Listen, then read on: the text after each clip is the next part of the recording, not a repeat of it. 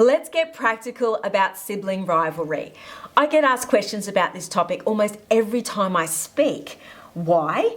Because all of our kids fight. It's actually a normal and healthy part of growing up, but it can cross the line into really damaging territory.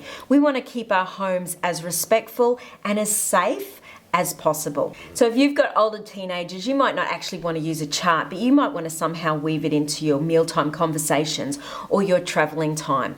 You know, maybe you say no dessert until we say something nice about each other. But however it works for your family, making sure they're recognizing that we really need to be positive about each other, and sometimes we need to deliberately make time to do that.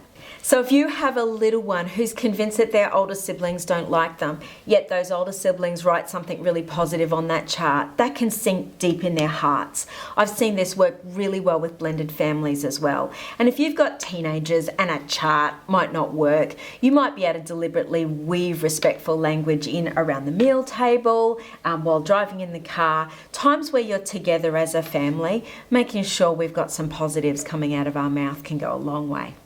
As parents, I think it's so important that we build up the positives in our home. And that even means talking about our kids' relationship positively, even when they're going through a challenging time. So I want you to avoid saying things like, I can't leave you two alone for a second, or what's wrong with you, or you two are always at each other.